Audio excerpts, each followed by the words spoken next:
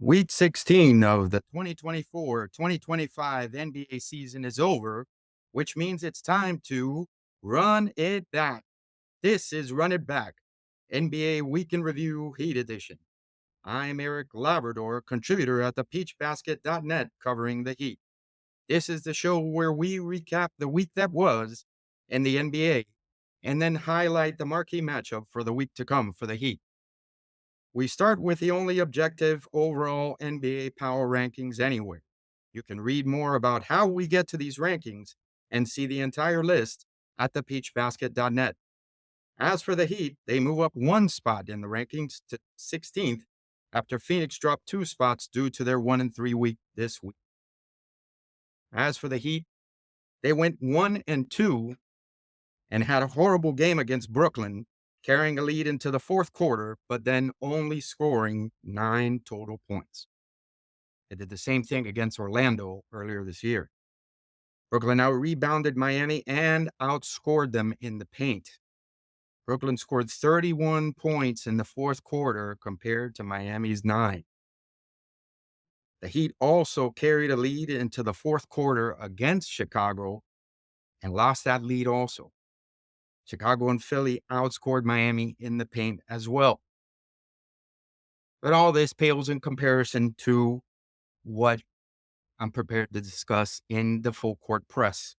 The major news of the week was the ending of the Jimmy Butler era in Miami. It's obvious that the past month has affected the team greatly, wondering about Butler, their friend, versus Butler, their leader on the court. The past month for sure has tested the professionalism of each player to focus on what they needed to do on the court and contribute to winning and not take sides with Butler versus the management. In return for Butler, the Heat acquired Andrew Wiggins, Davion Mitchell, and Kyle Anderson. In my coverage of the team, I believe that with Khalil Ware, the addition of Wiggins and Mitchell, it will help Bam Adebayo in his defensive responsibilities. He wouldn't have to play so much drop coverage and would have to have time to score more instead of setting up players on offense. Now is the time for Bam to step up with his scoring and be selfish Bam like we saw last season when he had about 10 games where he was averaging 20 and 10. Mitchell is, by all accounts, a true point guard. His 2021 draft report on the Sporting News highlights his on-court vision and quickness that makes him good at plays and on defense. Wiggins is also very talented on the defensive side as well. Now, with all this I'm talking about, Miami Herald writer Barry Jackson had tweet an exit interview from Jimmy Butler that talked about the Heat being very poor defensively at the point of attack, constantly getting beaten off the dribble. Spoelstra made the trade for Davion Mitchell after Andy Ellisberg had told him, according to Barry Jackson's tweet, that Davion Mitchell could help with this. Jimmy Butler's philosophy should carry with the team, even though he's not on the team anymore. This was in a post-game interview in the 2021 playoffs when he said it. As long as we worry about defending instead of making shots, we'll win. That is Heat culture in a nutshell. By average, this week, Tyler Hero led Miami in points, three-pointers made, assists, and player efficiency. Bam was the leader, averaging 8.3 field goals made during the games this week and led in offensive rebounds. Khalil Ware averaged 13 rebounds a game in the 3 games and 9.7 defensive rebounds. Surprisingly, Alec Burks and Pelle Larsson averaged a block a game, and Burks averaged 2 steals a game. The marquee matchup for the Heat this week is going to be Monday night's game at home versus the Boston Celtics. Yes, the ultimate adversary for the Heat and no any team in the NBA will be when the Celtics come to town and the Heat fans get a chance to see Andrew Wiggins, Mitchell, and Anderson at the Kaseya Center. I doubt that the Heat will play poorly against Boston as they're playing with their new toys and they're at home. The true test is going to be when they play teams like Washington, Brooklyn, Chicago, Charlotte, teams with below 500 records. Not interesting, not motivating teams. That performance will solidify their consistency and help them when they play against really good teams. Later in the week, Miami go to play a difficult back-to-back at Oklahoma City and at Dallas. Miami hasn't won at Dallas since 2021, and the Heat haven't won in Oklahoma City since 2022.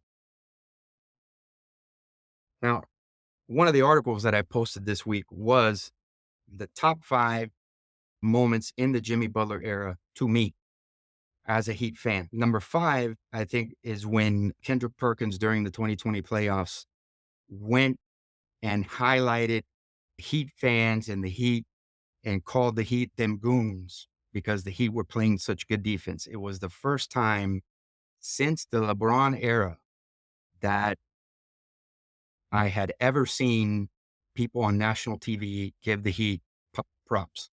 And because after the LeBron era, the Heat couldn't move past the second round of the playoffs. And now they went into the bubble. COVID just threw a curveball for everybody in terms of expectations. And the Heat managed to take advantage of this moment. And I am positive that if Goran Dragic did not get injured in game 1 of the NBA Finals, the Heat go to 7 against the Lakers and probably eke out the championship because Dragic was having the playoffs of his life in 2020. Then number 4 would be that the Heat went to the finals in the bubble. Like I said, Dragic was having a great finals. Uh, Jimmy Butler was having great games. Tyler Hero had the games against the Celtics. So that was great seeing the first Eastern Conference championship since the LeBron era. Number 3, Jimmy Butler wins the game against Chicago in the play-in game. Now, the week before, or a couple of days previous, the Heat had lost the opening play-in game against the Hawks. And as a fan, it was horrible because we had beaten the Hawks. We had killed them all year, all season long. And then the Hawks came in and upset the Heat on their home court. And the game against the Bulls wasn't that much better. So I'm here as a fan watching the game, and I'm like, oh, okay, guess I'm going to have to get ready for Hurricanes football. I'm going to have to break a long-held tradition and maybe get into Marlins baseball. And then all of a sudden, 3 minutes left in the game, Jimmy Butler wins. It's okay, fine. We get a chance to play against Milwaukee now. Yeah, telling my coworkers, gentlemen sweep, Milwaukee's going to kill us. Then he won game 1. He won game 2. And then it started to remind me about the 1989 movie Major League when Tom Berenger, his character says, well, there's only one thing left to do now. Win the whole effing thing. So that was the mantra during those playoffs, that it was like, okay, let's just, if we're at 3 games, might as well just win the whole thing. And it was beautiful. It was beautiful. It was a great time. Number 2 was when Jimmy scored 56 points against Milwaukee. It was like when you really fell in love with the guy, because it was, since Dwayne Wade, we had never had a guy that came here and just showed out like that. It was unbelievable. And when Jimmy came in 2019, the Heat, nobody expected the Heat to get him. And then the Heat got him, and they became a force in the league. So it was almost like he was a homegrown guy, a guy that we drafted, a guy that we put our confidence in, our faith in, that he was having such a tough time in Minnesota. And then he comes over here, he gets embraced. People paint murals of him in Wynwood, blah, blah, blah. And then he scores 56 points in a game against Milwaukee, and he's unstoppable. He's otherworldly. And we upset Milwaukee. Sorry, Milwaukee fans. Jimmy Butler and the Heat got the better of you during that time. Let's see what you can do now. But that was beautiful. And then the 2023 number 1 Jimmy Butler moment in the Jimmy Butler era for me was when the Heat got awarded the Eastern Conference trophy in Boston Garden. And you can see the look on the face of Ernie Johnson from TNT. And it was just a look of resignation as he began the trophy ceremony with the Heat. And he just fit in. And if anybody looks at the video of, and it's on YouTube, you can see Ernie Johnson just fit in. Well, there's a lot of Celtics greats, let me tell you here at this Eastern Conference presentation. Let's give a hand to all those Celtics greats. And it's, hey, buddy, this is our moment. All right. Forget about the Celtics greats. We just beat them by 16 points. That was beautiful.